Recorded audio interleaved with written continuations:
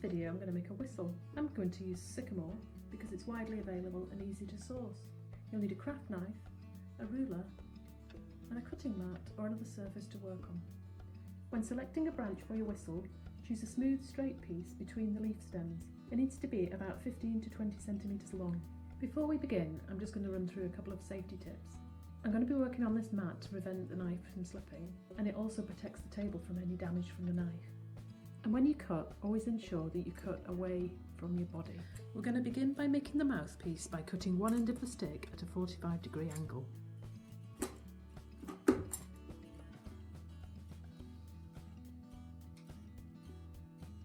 Now we're going to cut a notch just past the point where you've made your last cut for the mouthpiece.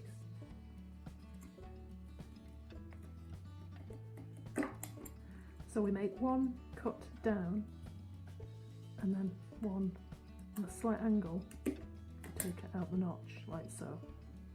A little more than halfway down, we're going to cut a ring around the twig, taking care to cut only the outer layer of bark.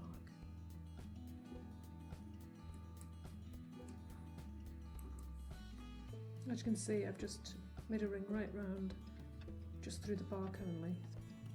So the next part involves removing this top part of the whistle where we cut the ring. So we're going to separate the bark from the actual woody interior of the branch.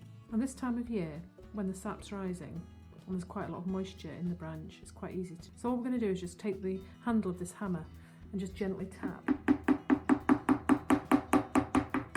And just keep checking from time to time. See if you can feel the bark freeing itself. Just give it a little twist, and when you feel that happening, gently pull. And then what you should have is the outside layer of bark removed, leaving the woody interior of the stem. Now what we're going to do is extend this notch back towards the ring, about 2 centimetres. So get your ruler and measure from the original start of the notch that you made there. It's going to be just about 2 centimetres. I'm just going to make a mark, and again I'm going to cut away from myself, extend the notch back to the mouthpiece. In terms of how deep the notch is, it's got to run about halfway down. So I'm just going to keep doing this, keep carving, just taking little slithers off at a time. Just keep slightly deepening those notches. You'll kind of know when you get there because you'll hit a soft centre of the wood and you know you're roughly halfway through then. Look at that. So I think that's about there, about halfway through.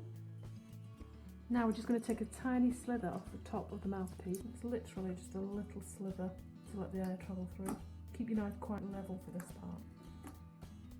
Right, I'm just going to tidy out any bits and pieces here, make sure it's all nice and neat.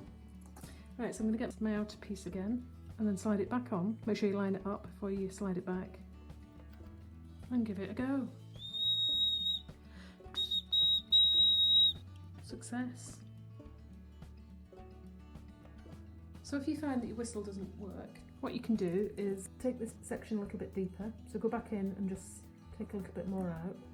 You might also need to take a little bit more off the top here. Slightly twist things, move things around a little bit until you get the right position.